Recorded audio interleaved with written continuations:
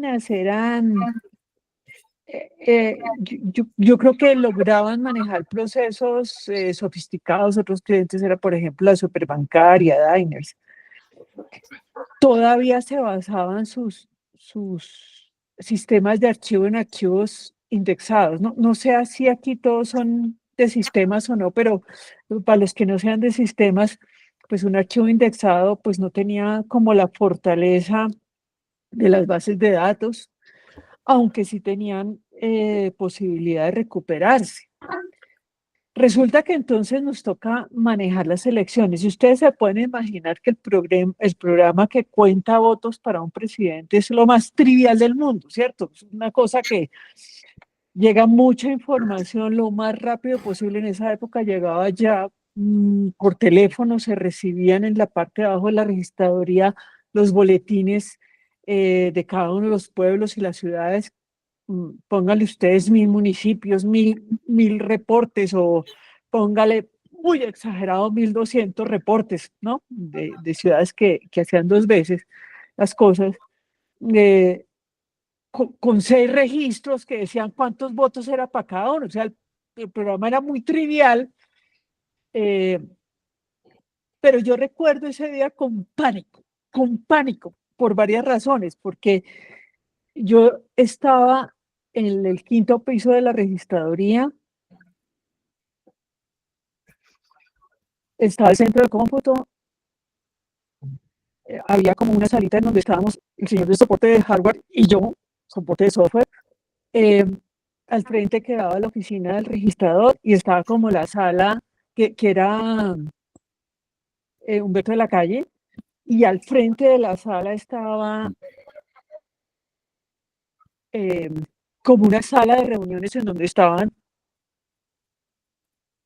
todos los políticos importantes, y en la parte de abajo de la registraduría estaban todos los periodistas, televisión, radio, etcétera. O sea, una exposición. Además, ya se podía mostrar como en pantallas cómo iba haciéndose la contabilización de los votos. Y eran las 4 de la tarde, iban a cerrar. Y empieza una angustia horrible, porque yo decía, esto falla y se puede recuperar. O sea, no es que no se pudiera recuperar. Pero ustedes se imaginan que hubiera fallado un sistema de conteo de votos, que suspendiera la emisión, no sé, cualquier cosa, 10, 15 minutos. La falta de credibilidad que puede generar eso. O sea, el riesgo mayor que había no era si se recuperaba o no la base de datos. El riesgo mayor es la falta de credibilidad que daba un proceso electoral en un país. Eh, y, y de la compañía estábamos Germán y yo. O sea, yo tenía 20 y poquitos años, tal vez 26, por ahí, 27.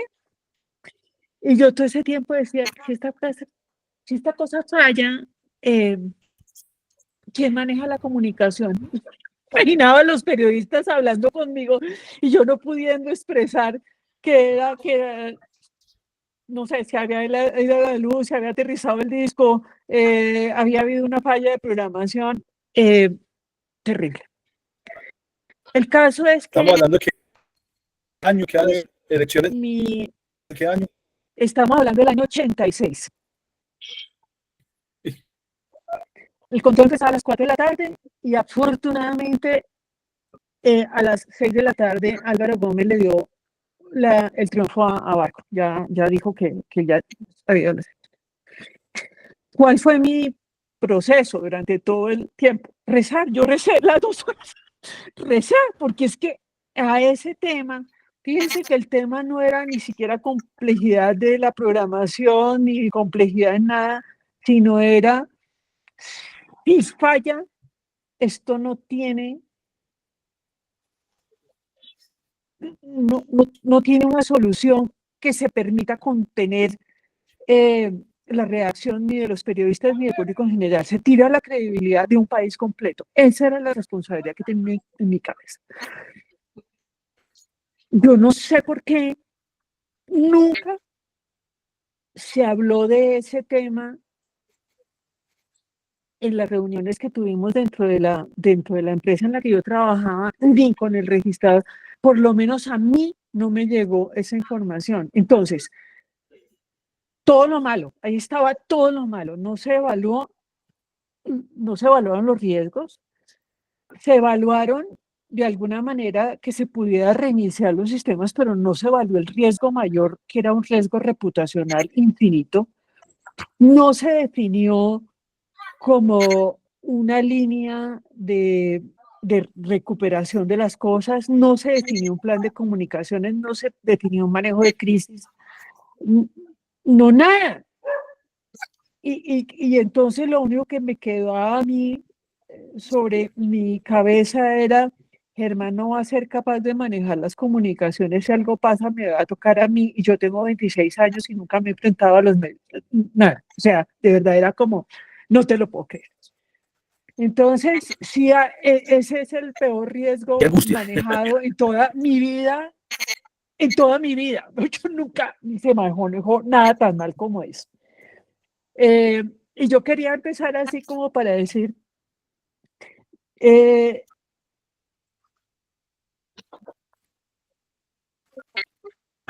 cuando uno entiende que hay un peligro que puede tener unas consecuencias, pues uno debería poder como valorar esas consecuencias y entender o cómo se pueden mitigar o cómo se pueden manejar las consecuencias, cómo al final uno está manejando las consecuencias.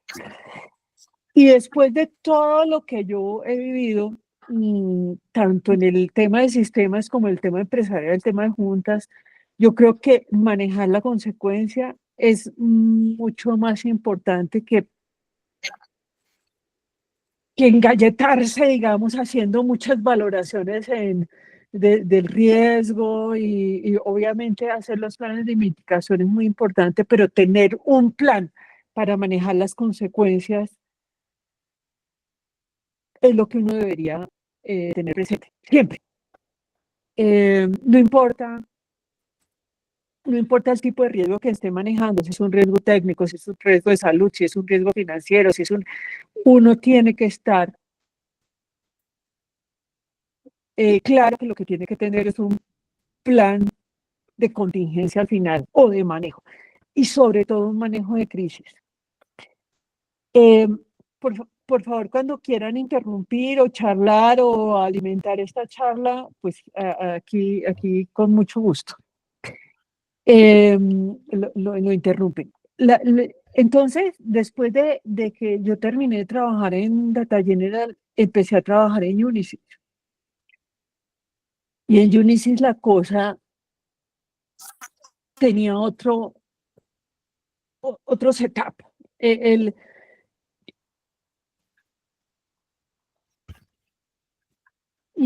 No sé cuántos de ustedes trabajaron o fueron clientes de Unisys, pero siempre hubo una forma de ver las cosas diferentes. Desde que yo entré a Unisys, a uno le decían de todas las formas y hasta que salí, yo creo que todavía ahora, esta es una compañía experta en misión crítica. Y eso le hace a uno pensar las cosas en forma diferente. Eso no quiere decir que no fuimos aprendiendo con el tiempo, pero sí quiere decir que uno Yolanda, una pregunta. Perdón. Data General era de Pradilla, de Texas. No, Sí, esa gente. eso era de Computec. De Computec, no, eso era, sí, como la gente de Computec. Eran de los Pradilla. Pero eso duró hasta que estuvieron los Data General. No, Pradilla era de Digital, hasta donde me acuerdo. Que era la competencia directa de los Data General. Y los Texas. Perdón. Esta era una compañía que estaba radicada como en Boston. Muy interesante esa época de los minis, porque eran como, de verdad, como maquinitas en la mitad, y siempre se logró manejar clientes interesantes. Me acuerdo de la superintendencia bancaria, que también era un cliente muy interesante. Entonces vuelvo hacia Unisys. Entonces cuando uno le dicen, usted trabaja en una compañía de misión crítica, todo el mundo actúa para responder a esa promesa de misión crítica. ¿Qué significa eso?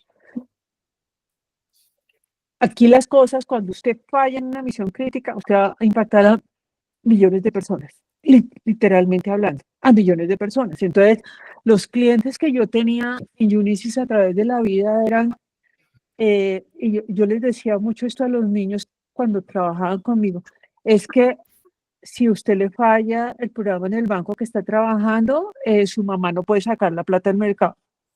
Es que si a usted le falla el sistema que estamos haciendo para la EPS, entonces su hermano no va a poder sacar la cita al médico. No es que otras personas no lo hagan, afecta a su propia familia.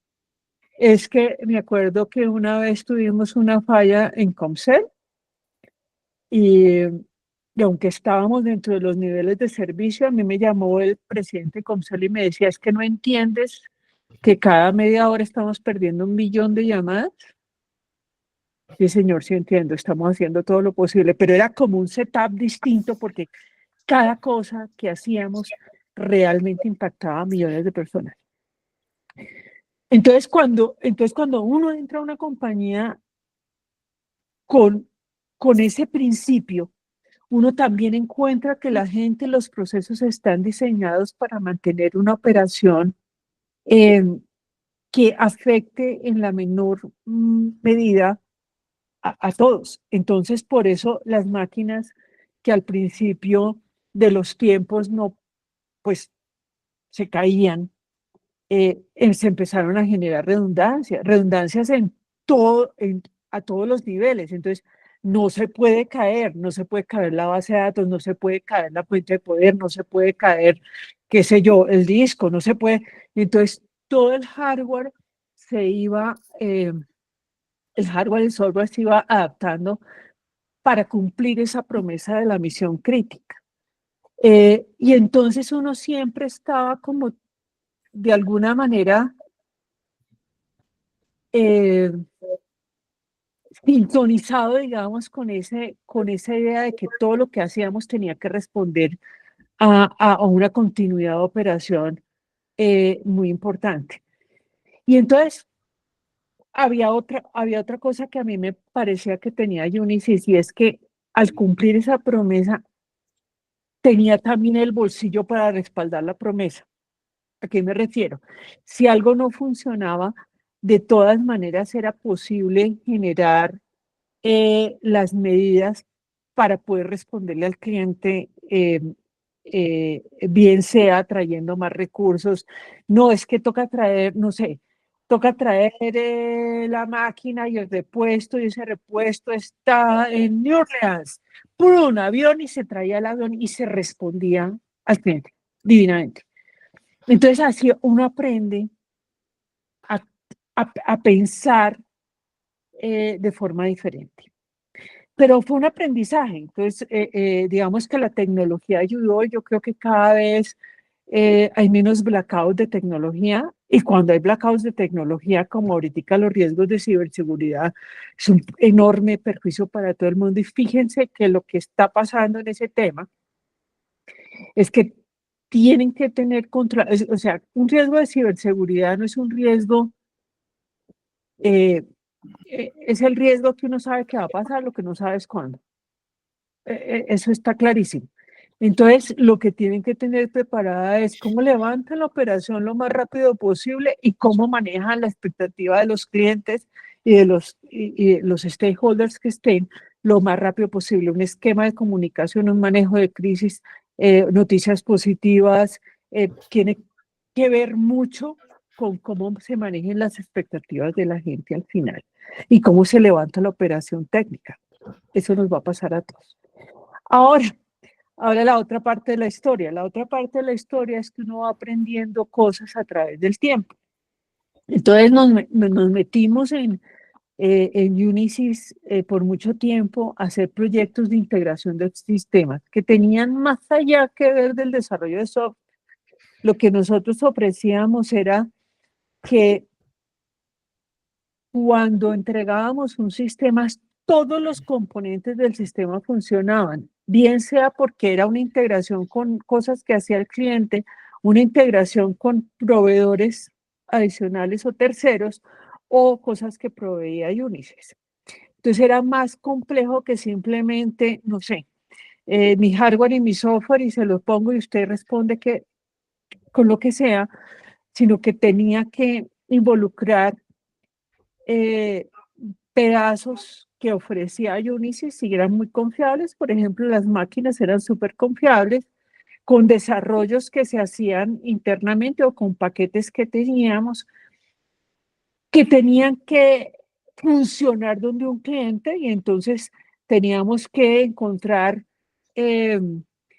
lo que nosotros llamamos el meeting of the minds, o sea que yo lo que pensara es lo que pensaba el cliente y lo que desarrollaba era lo que desarrollaba el cliente, y que a veces me tocaba integrar terceros. Y ahí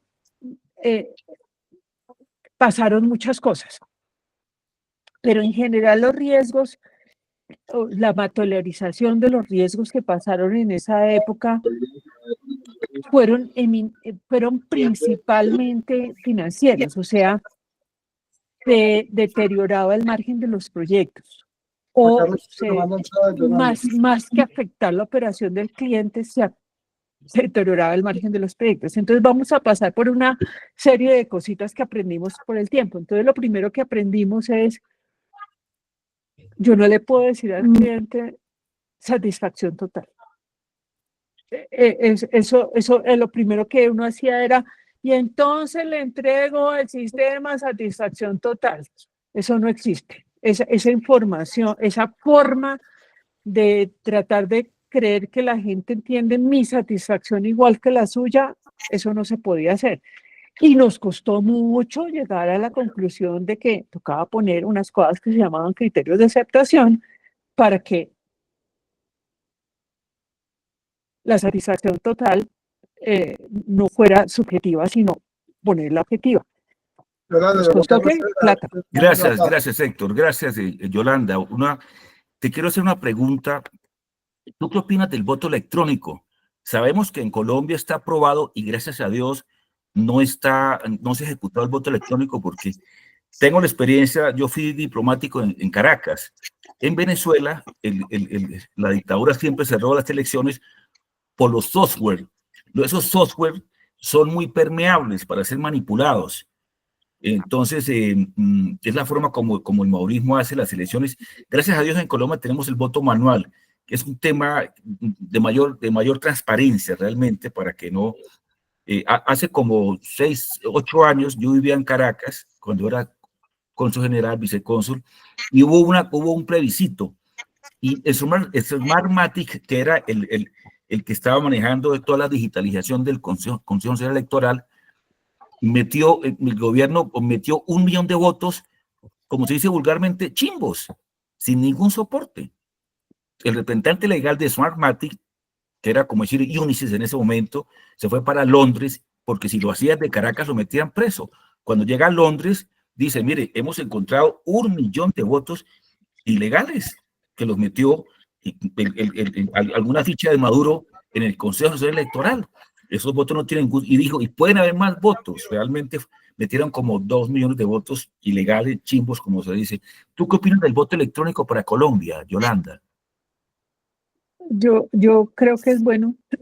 ¿Sí?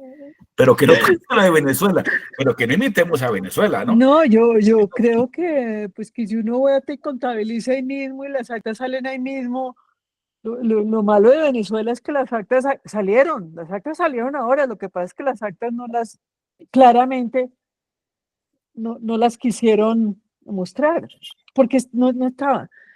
Unisys hizo voto electrónico con esta firma y con estas cosas en otros países. Me acuerdo el de Brasil. Voy a decir algo que puede ser inexacto, pero para que tengan una dimensión. En Brasil había probablemente 100.000 máquinas. Fallaron menos del 1%. pero el 1% es 1000 máquinas, ¿no? Yolanda, Claro. Fue que ha fallado el 0.3%, 300 máquinas. 300 máquinas.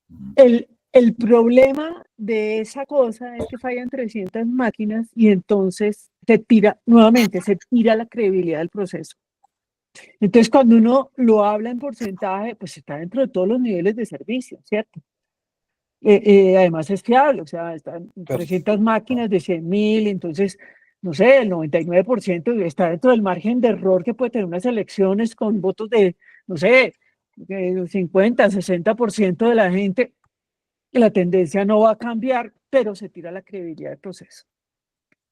Yolanda, tenemos A así. mí me parece que las máquinas ayudan.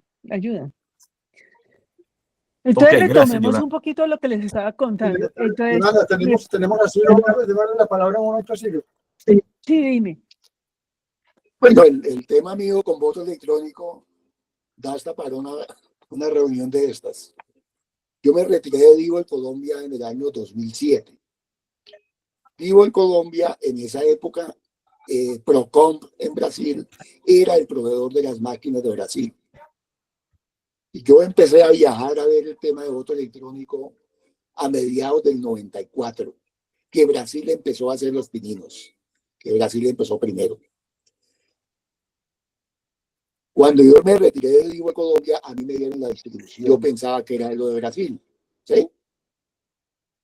El Vivo me dio la distribución, ¿sí? Yo desafortunadamente me metí de cabeza en eso.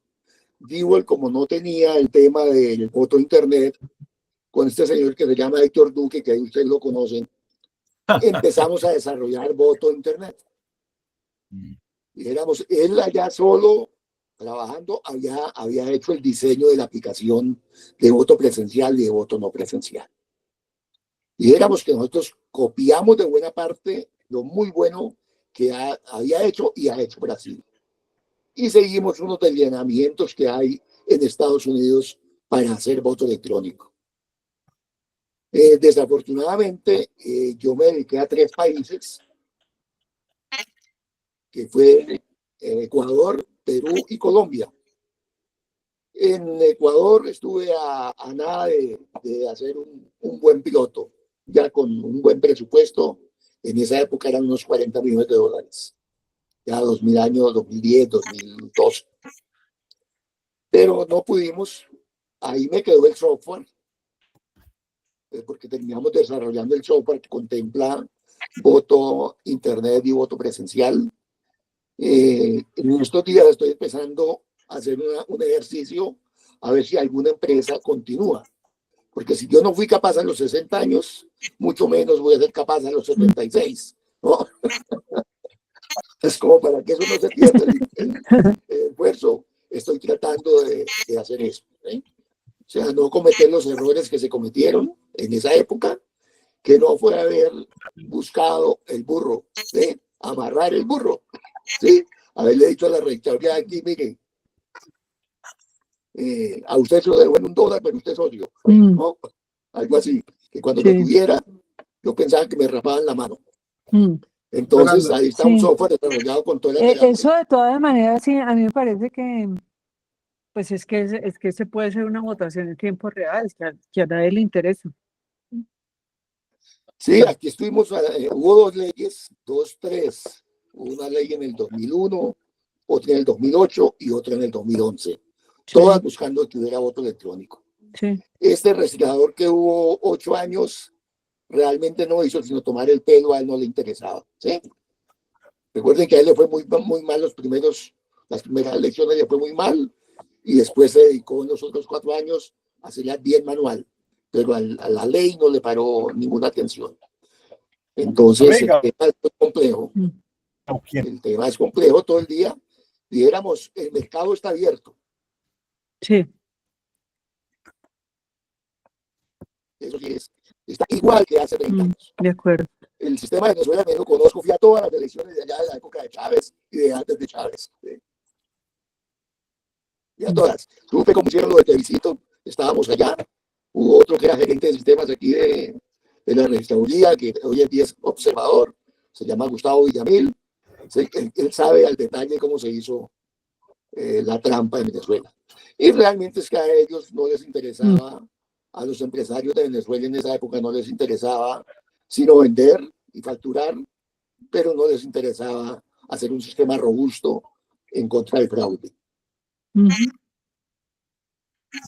Que es lo que hacer, ¿eh? Que es lo que hay que hacer. De acuerdo.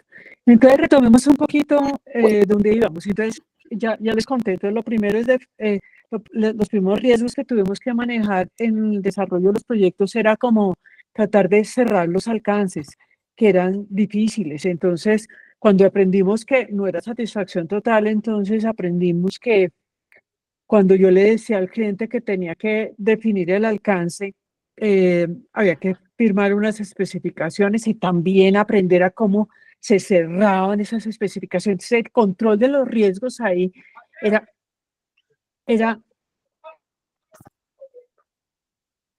unas frases contractuales, pero también una capacidad enorme de negociación con el cliente. Era como tratar de poner a la mejor gente que teníamos con capacidad de negociación para cerrar los alcances, que eso era, si no quedaban cerrados, de verdad el proyecto no iba a funcionar. Aprendimos que para evitar riesgos de multas teníamos que hacer mejor la planeación de los proyectos y ponerle lo que después fue un proceso formal de control de cambios, porque entonces uno empezaba a decirle, entonces esto es lo que vamos a hacer, ay, pero ya que tienes, el yaque de las casas, funcionaba también los yaques de los proyectos, entonces tocaba empezar a generar procesos que me permitieran controlar el tiempo, y si no, que fuera un tema conocido, tanto en costo como el tiempo, para recuperar, digamos, el objetivo del contrato en tiempo y plata, digamos, que era muy importante. Entonces aprendimos a ser mejores negociadores, mejores gerentes de proyecto, mejores contratos. Aprendimos otro tema que todavía es un riesgo muy grande en todas las compañías, en todos los temas que uno maneja, que es manejar terceros. Porque cuando uno manejaba las cosas dentro de Unisys, digamos que había una cultura corporativa en donde todo el mundo tenía como un setup en la cabeza de cómo se hacían las cosas. Cuando uno empieza a trabajar con un tercero, no necesariamente tiene esa misma identidad. Y por ahí hay muchos riesgos, muchos riesgos. El primero, en general, es que yo ofrezca como principal contratista más de lo que me ofrece el tercero. Esa es la primera regla, ¿no? Uno no, ay, hijo de madre, ¿qué pasó? ¿Aló? ¿Me oyen? Sí. ¿Aló? Sí, sí, te escucho, Hola. claro. Escuchamos, claro. Es que no sé por qué me pasó una cosa aquí rarísima en el computador. Entonces, aprendimos que los terceros a veces ofrecen menos de lo que uno quiere o tienen diferente entendimiento. Entonces, aprendimos a hacer contratos back to back. Yo no ofrezco más de lo que me ofrece el tercero. Pero a veces la forma como el tercero negocia también es diferente o como lleva la relación con el cliente es diferente a la que yo llevo enfrente a ellos. Me acuerdo mucho un cliente, a mí Javier Caro, me nombró gerente de crisis por primera vez en mi vida. Yo no tenía ni idea de qué era eso, pero lo que yo encontré en ese cliente donde me asignó es que entre el cliente de Unisys y el tercero que era responsable, digamos, de entregar la aplicación al cliente, de verdad no se entendía, no había una forma de comunicarse efectiva entre ellos. Entonces, yo duré gerente de crisis 4 meses, y en esos 4 meses lo único que hacía era como recoger la información del tercero y llevárselo al cliente y llegar a como traducir.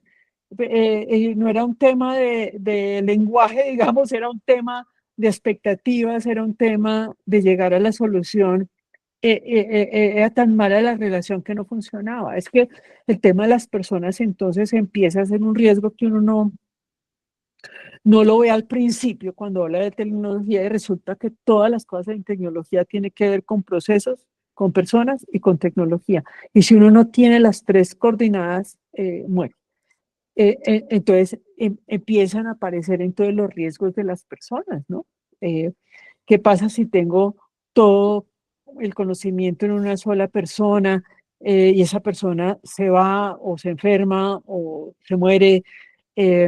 ¿No? Y entonces uno le toca empezar a crear cosas como, por ejemplo, saber que hay una rotación normal en tecnología. Y entonces uno prevé esa rotación. Y entonces si la gente se va, que no me importe. Y el que no me importe tiene que entonces que ver con que las cosas estén documentadas, con que siempre la gente tenga cómo delegar el conocimiento en otras personas. Entonces como que uno empieza a ver todas las aristas de un proyecto y se entera de que le toca entender no solo la tecnología, sino entender el cliente, el negocio del cliente, el contenido del proyecto, por supuesto, la parte legal y de negociaciones, la parte de riesgo, la parte financiera, la parte de recursos humanos, todo. Se vuelve uno como un gerente general solo por entregar un proyecto. Y si uno no tiene esa visión, pues no lo va a hacer bien. Entonces, manejar los terceros sigue siendo un riesgo. Sigue siendo un riesgo no solamente por lo que les digo, relaciones y alcances, sino ahora por los temas éticos. Entonces, si ustedes ven o han seguido, digamos, manejando cualquier tipo de empresa que entregue servicios a otra empresa, le toca a uno responder por uno y por los terceros que uno tiene. Y porque manejen bien al cliente. Entonces, recientemente, ¿está seguro que los terceros con los que usted trabaja no están usando mal la información de su cliente en beneficio propio?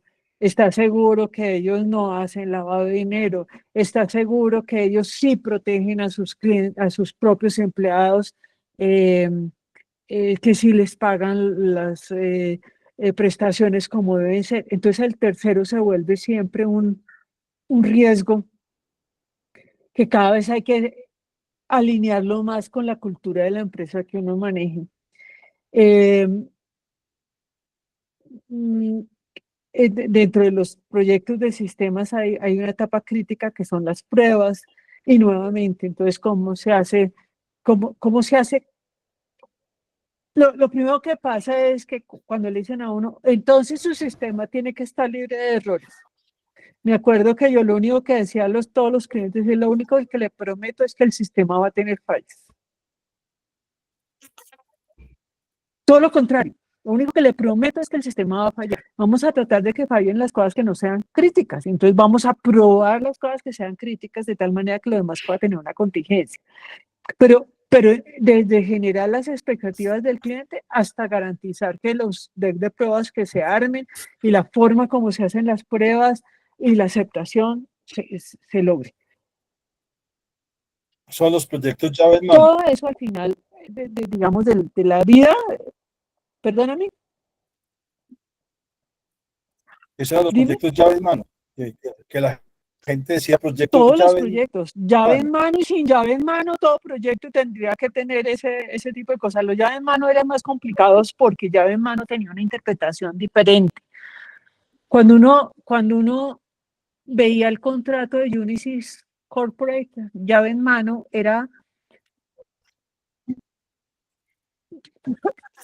yo le entrego esto como a mí se me ocurre, como yo, proveedor, se me ocurre, y usted lo único que hace es prenderlo. Es como cuando uno entrega un carro, ¿no? Entonces usted compra el carro. ¿Cómo se construyó? Eso es otro problema. Usted, desde que le anda. Aquí se distorsionó mucho esa teoría del llave en mano porque lo que el cliente entendió, lo que le dimos a entender al cliente o lo que el mercado hizo es que llave en mano es todo lo que se le ocurre al cliente, me lo tiene que hacer como se le da la gana y yo se lo entrego por un precio único que no puede cambiar. Eso era como lo más absurdo, ¿no?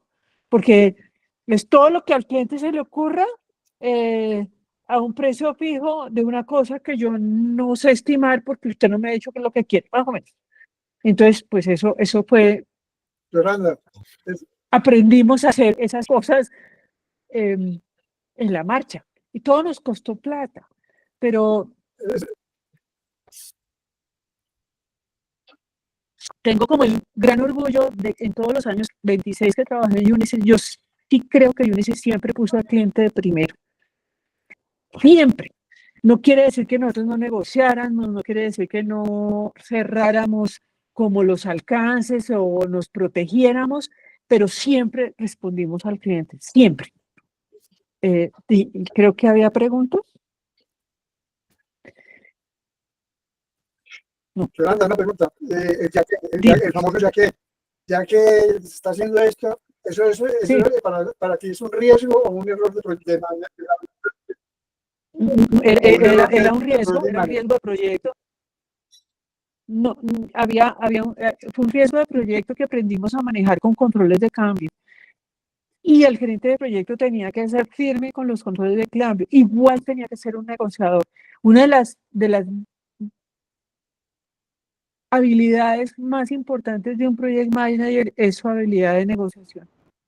Permanentemente, porque le toca ir alineando, es como ir en un camino y le toca ir alineando a la gente dentro del camino a medida que pasa el proyecto, solo es capacidad de negociación. Entonces aprendimos muchas cosas. Yo tengo como la Jairo Ortiz. la trayectoria en donde la mayoría de las cosas fueron cosas financieras sin nunca poner en peligro, digamos, la estabilidad de la compañía, que eso era muy importante. Tuvimos riesgos legales que fuimos cerrando a medida de aprender a cómo se manejaban los contratos. Tuvimos riesgos de terceros que aprendimos a manejar los terceros y después tuvimos riesgos de recurso humano.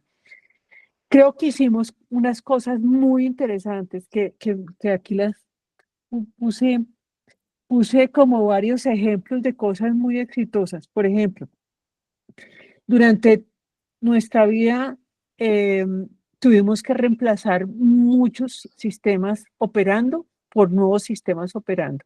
Eso se llamaban Big Bang. Hacíamos la implementación de sistemas, un día no estaba funcionando y el otro día funcionaba. Nunca nos falló una implementación de esas. Nunca. O sea, nunca fue tan desastrosa como que no pudiéramos identificar el punto de retorno en un tiempo, una ventana de tiempo que le hubiéramos dicho al cliente. Se manejaban todos los riesgos, entonces, si no está operando en tal fecha, a tal hora, porque esos eran como minutogramas, básicamente los que manejábamos, y se pudo reemplazar todos los sistemas. Esos fueron riesgos muy bien manejados. Dime. A ti te tocó entonces trabajar con Eduardo Zuluaga. A mí me tocó trabajar con Eduardo, sí. Qué calidad de persona. Eres una privilegiada. Sí. No, muy bien. Eduardo era doctor Zuluaga, ¿no? El zar Zuluaga. El zar Zuluaga, tienes toda la razón, el zar Zuluaga. Sí, lo aprecio mucho. A mí me tocó ser jefe de él. Primero fui como que yo trabajaba en otra área de la compañía, después me tocó la gerencia general estando Eduardo ahí. Eduardo me ayudó mucho y nos respetamos mucho mutuamente. Yo creo que eso funcionó muy bien por el respeto mucho. Yo aprecio mucho a Eduardo. Hicimos muy bien lo del año 2000. También que todo el mundo después nos dijo a toda la industria que los engañamos, que no iba a pasar nada. Pues claro que no, si llevábamos manejando el riesgo, ¿no? Con tiempo como 2 años, y yo creo que todo lo que se hizo evitó como industria que hubiera sido realmente un problema grande. Manejamos bien. Pero eso que acabas de decir del año 2000. Dime. Del año 2000 del manejo del ¿Ya me oyes? Creo que sí, no te oímos bien. Dice del año 2000, a muchas empresas la criticaron porque dice que se enriquecieron con ese cambio que no era. Exacto. Pero es Bueno, porque yo si no trabajaba se en hubiera sindicato, hecho, eso. Sí, si no se hubiera hecho, hubiera ocasionado todos esos problemas que decían, porque sí fue, sí era cierto que se desbocaban los números. Pero yo creo que fue un riesgo bien manejado de la industria. La otra cosa que hemos aprendido es a manejar, perdón, todo el tema de salud y seguridad en el trabajo. Yo creo que no es de tecnología, es del mundo en general, en donde todos esos accidentes laborales que pasaban todo el tiempo eh, se han venido como controlando cada vez más. Eh, ah, nosotros hemos implementado como esas sistemas de gestión en Unicy se implementaron, no sé, desde el año 2000 probablemente, empezar a ver cómo estaba la gente, si la ergonomía, la capacidad de entender cuáles son los ausentismos. En la industria petrolera, ustedes saben los desastres que se han presentado y que han tratado de controlar, digamos, los derrames, los accidentes de trabajo. Un casi accidente es un problema muy grande y ahora lo estamos haciendo hasta las empresas muy pequeñas, ¿no? A mí me parece que esa disciplina ha hecho que la gente tenga mejor calidad de vida. Eh, pero ahora nos estamos enfrentando a otros riesgos con las personas, riesgos que yo creo que va a tocar inventarse nuevos caminos para manejarlos. Eh, Recientemente he estado en algunas conferencias que me han invitado porque hay una alerta muy grande de la salud, de la afectación de salud mental en los trabajadores. Esto no es nuevo, sino que ahora es como más medible. Entonces, dicen que las personas, eh, sobre todo las generaciones Z y ahora las alfa, porque ya van a empezar a trabajar las alfa, eh, son más sensibles. No sé si son más sensibles o hacen más evidente o son más conscientes de salvaguardar su salud mental, pero sí tienen unas condiciones que las van a hacer más estresados. Déjenme elaborar un poquito. Dicen esas reuniones que primero la gente que pasó todo el COVID encerrada y que entonces pasó de nada, muchos se engancharon en el trabajo sin conocer por 2 años a las personas con las que trabajaban, no los vieron. Ahora están tratando de volver a la presencialidad, pero obviamente tienen restricciones, digamos, al no estar expuestas desde el principio de su trabajo a una convivencia, el trabajo en equipo es más difícil. eh, Sienten, hay un término que están acuñando de microagresiones. Tal vez son como cosas que uno recibía en el trabajo y que nunca le parecieron que eran graves, ahora se volvieron gravísimas. Entonces la gente que me miró feo, que no me invitó, que, que me trató mal, que no me dijo la palabra correcta, eh, al no tener como el contacto normal que uno sí tuvo desde el principio de su trabajo, pues se sienten agredidos. Pero además tienen otras presiones muy grandes, o sea, eh, sienten que no les alcanza lo que les pagas, por ejemplo, para vivir la vida que quieren tener. Eh, no saben si su trabajo eh, va a ser seguro o no. Saben que se están enfrentando a cambios tecnológicos que pueden reemplazarlos o que están en riesgo. Entonces, hay números tan importantes como que el 15% de las fuerzas de trabajo se siente con problemas serios de salud mental, que le generan ausentismo y ese tipo de cosas. El problema es para la gente que además la lidera, porque entonces uno depende de la gente. Estamos en una época en donde nos dice que la tecnología nos va a reemplazar como seres humanos, pero al mismo tiempo dependemos de las personas que gestionen esa tecnología. Y entonces no entender cómo se mueve esta gente, qué tan reemplazables sean realmente con otras personas. El liderazgo de la gente tiene que ser diferente, ¿no? Yo me acuerdo que a mí me parecía que una persona que llorara para mí era desesperante, yo no lo podía manejar, no lo podía manejar. Y ahora todo el tiempo lloro, pues no sabe cómo manejar eso. Entonces le toca ser más empático, más trabajar con un sentido, como, no sé, hacer que la gente crezca, que saque lo mejor de sí. Requiere líderes mejores y requiere entender la problemática. Como que cuando yo trabajaba, yo tenía como 2.000 personas al final de la carrera mía, tenía como 2.000 personas en el grupo de gente que reportaba, digamos, a las operaciones que yo manejaba. Y si yo tenía 3 casos de salud de depresión, no tenía 4 en esas 2.000 personas. Ahora, pensar que puede ser el 15% que esté con depresión, ansiedad, es un tema muy, muy serio. Entonces yo creo que son riesgos que todavía no sabemos manejar, pero que son riesgos muy importantes para el desempeño de las compañías. Me quedan como 10 minutos y quiero compartirles una cosa que a mí me pareció muy interesante. A mí me invitaron a participar en un grupo de mujeres cuyo objetivo en la vida es como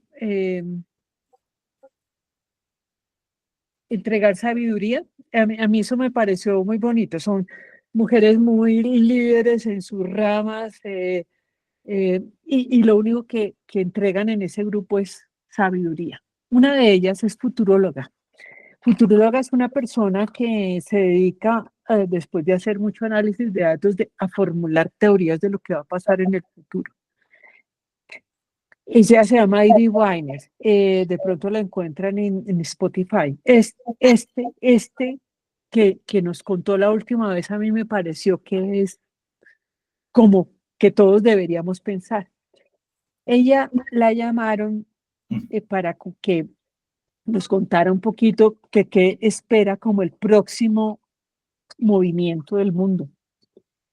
Y ella lo que sostiene es que entramos a una nueva civilización.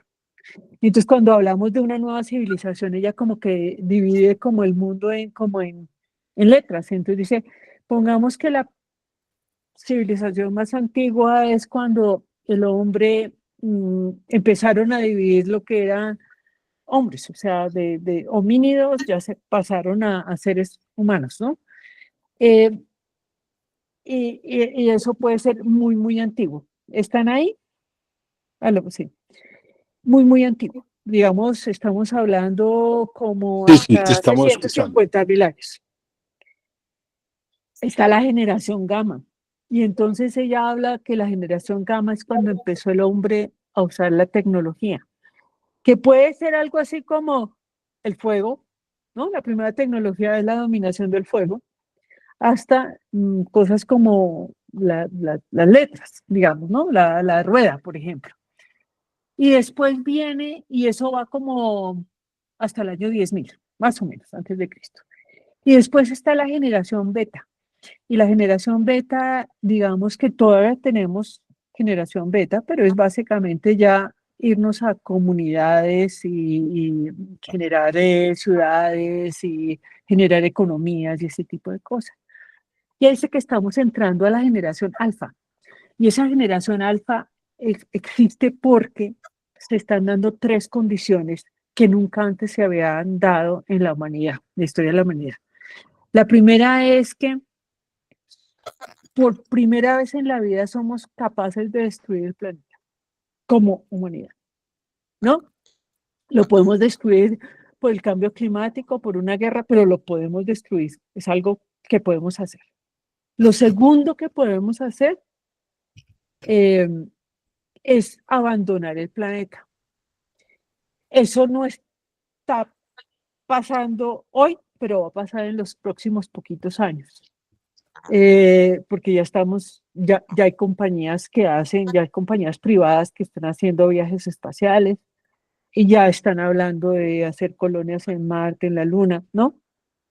Y lo tercero que está pasando es que podemos diseñar el futuro, nuestro propio futuro. ¿Por qué podemos diseñarlo? Porque estamos capaces de hacer cosas, por ejemplo, manipulación genética. Yo no sé qué tanta manipulación genética ya haya en humanos, pero lo sabemos, ¿no? O sea, ya podemos escoger el sexo, podemos escoger probablemente la combinación de ADN que haga que los ojos sean claros, ese tipo de cosas, y lo hacemos claramente en Mata. Podemos hacer cosas como reemplazar deficiencias que tengamos con cosas biomecánicas, ¿no? Entonces, si no me funciona la pierna, hago aparaticos que hagan que yo pueda manejar mi robots con mis piernas, mis manos, o tener atletas que tengan prótesis que compitan con gente normal, ese tipo de cosas. Y estamos trabajando en una cosa que se llama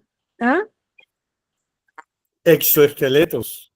Exoesqueletos. Y podemos hacer cosas como trabajar en interfaces del cerebro con máquinas, que eso eso ya es una realidad. Entonces, eso hace que podamos abandonar el planeta, que lo podamos destruir y que podamos de alguna manera diseñarnos a nosotros mismos, hace que ya estemos como en otro nivel. Y entonces eso nos va a traer como retos distintos, ¿no? Ella ni siquiera está hablando de inteligencia artificial, sino está hablando de este tipo de nueva civilización a la que nos enfrentamos. Con una cosa adicional, y es que ella acuña otro método, otro término que se llama templosion. Y templosion es que el tiempo está pasando más rápido. O sea, todos sabemos que a medida que nosotros crecemos, como que las cosas nos pasan más rápido, pero ahora realmente están pasando más rápido, porque primero que todo estamos haciendo cosas, ella dice que estamos haciendo en laboratorio, se logra en meses o en semanas lo que la naturaleza ha tardado siglos o milenios en lograr, por una parte. Por otra parte, hay, por ejemplo, ya algunas metodologías que le permiten a uno aprender en segundos lo que antes tardaba en hacer, ¿no? Se supone que uno es experto cuando hace 10.000 veces una cosa. Ahora tienen como cosas neurológicas que le pueden implantar a uno conocimiento. Entonces, esa parte, tener nuevas como cosas que uno no sabe qué va a pasar en el futuro y además que se pasen mucho más rápido, obligan, y entonces nos vamos al tema de las empresas, obligan a las empresas a actuar mucho más rápido y de forma diferente a como lo veníamos haciendo. Entonces, si antes uno hacía planeación estratégica a 5 años o con visión a 30 años, probablemente la forma de planear las empresas vaya a cambiar y hacerlo mucho más rápido de lo que lo venimos haciendo. Entonces, por ejemplo, ya dice que uno debería planear las cosas como con diferentes sombreros, periodos más cortos. Entonces, uno debería estar planeando lo que pase hoy para dentro de hoy a un año para sostener lo que tengo. ¿Cómo hago para sostener lo que tengo que me está dando mis ingresos y mi forma de trabajar? Y entonces, y eso es el financiero y el de operaciones y el que está ahí pendiente de que se mantenga lo que tengo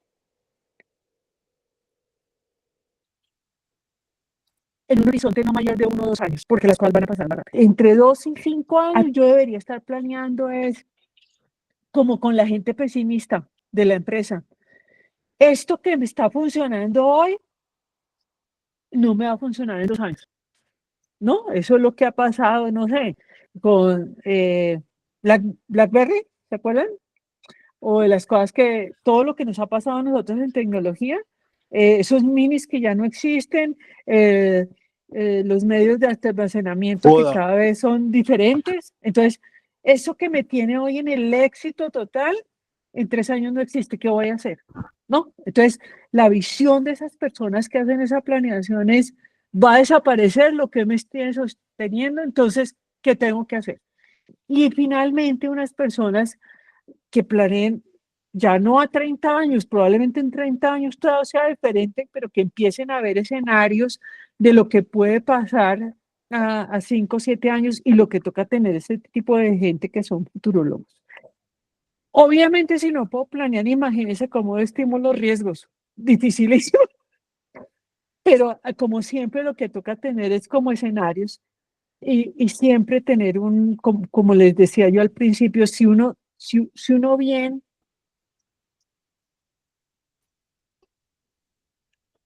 define como cuáles son los peligros, ¿no? Trata de ponerles como una valoración y trata de ponerles como medidas de administración o planes de mitigación para que esto no se dé. Pero siempre tendremos que tener cómo voy a actuar si el peligro se materializa. Y siempre para mí el tema de comunicaciones internas, externas, hacia todos los stakeholders es fundamental. Y la persona que maneja el tema también. O sea, no basta con tener un buen plan de comunicaciones, tienen que tener también la persona que como que tranquilice al mundo y haga sentir que las cosas están bajo control. Eso es lo que va a pasar a todos nos va a tocar manejar temas de ciberseguridad, entonces pues eso es lo que toca manejar. Y en últimas, pues transferir los riesgos, ¿no? O sea, si yo tengo un problema de ciberseguridad al final, pues que las pérdidas financieras no sean mucho, entonces tener una póliza de ciberseguridad, por ejemplo, para poder pagar un ransomware o algo por el estilo. Pues eso era lo que les quería contar, estoy en la hora exacta, entonces, pues gracias por oírme. No sé si les sirvió, pero a mí yo me divertí contando. Tenemos unos minutos para preguntas. Claro que sí. Pero como los 10 minutos fueron error. Pero los 10 minutos fue la época de usted se quedó que le viene. Exacto. Hay una cosa que podríamos complementar y es la curva de conocimiento de las civilizaciones, que ha aumentado radicalmente. O sea, todos sabemos que si uno lo grafica en XY, lo que ha sido el conocimiento de la humanidad, es una tendencia muy plana, una curva muy plana respecto a los últimos 100 años. El conocimiento se ha incrementado casi que se disparó. Entonces, esa curva de las civilizaciones influye de todas formas en la curva personal del conocimiento. Así es. Y fíjense que las personas van a manejar más conocimiento en menos tiempo. Y es lo que está ocurriendo. O sea, lo que uno ahorita hace con una inteligencia artificial no tiene nada que ver con lo que haría hace 10 años o 15 años, ¿no? O sea, es un manejo de información claramente superior. Sí, ahora el riesgo Yoli, de usarlas, perdón. No, perdóname tú por la interrupción. Muchas No, gracias. Excelente, Yoli. Todo lo que nos compartiste hoy. Ay, muy querido. Genial. Chao. No, que el riesgo de la inteligencia artificial de estar pensando que todo se lo resuelve una máquina es que es verdad. Lo primero es que es verdad. Lo segundo es que los algoritmos, si uno sabe que se alimenta con lo que uno cree. Entonces, si uno le pregunta otra vez lo mismo, pues le va a decir la misma respuesta. Entonces, el tema de pensamiento crítico se vuelve como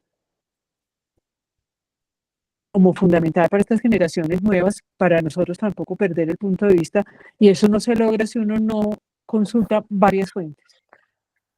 Entonces, eso, que no se nos olvide consultar varias fuentes todo el tiempo, desde el libro físico hasta más de un generador de un ChatGPT, pero que no sea ChatGPT, sino probablemente otras cosas con otras fuentes, con otro tipo de cosas para que. No la fuente, sino el criterio con el que se afronta la información. Exactamente. Eso es lo importante. Yolanda, no, muchas gracias. No, a ustedes por oírme. Ahora yo Muchas me gracias, quedo muy para interesante todo lo que nos contaste. siguiente charla. Muchísimas Gracias a gracias. ustedes. Súper chévere. Muy interesante. Un gusto, Yolanda. No, qué bueno. Qué bueno que les ha... Sí, Yolanda, muchas gracias. Me pareció más La- entretenida la charla libro de la época ¿Te pareció qué? librera. Esta mejor librera. Los Me últimos pareció- Claro que no sé 10 si voy a minutos me dormir asustaron. o me voy a... Lo mejor es que nosotros ya estamos al otro lado. O sea, ese problema es para los alfa y Para zeta. los hijos. Sí, Yolanda, hay una pregunta. No hizo la futuróloga no hace ninguna relación con las civilizaciones Kardashev. ¿con las civilizaciones qué? Kardashev. No. Porque está haciendo ahí un análisis de civilizaciones respecto a las habilidades de la civilización como tal. Pero hay una teoría muy interesante del astrónomo ruso Kardashev, que es de la época de Carl Sagan, en los que plantean el crecimiento de las civilizaciones por consumo de energía. No. Y entonces, según ellos, la civilización tipo 1 sería una civilización que sería capaz de manejar toda la energía del planeta. Está proyectada por allá para el 200 años. Si llegamos ahí, si no destruimos el planeta. Sí. Pero tiene sentido, o sea, una civilización que sea capaz de manejar toda su energía, que sea capaz de manejar la energía eólica, pues, o sea, toda la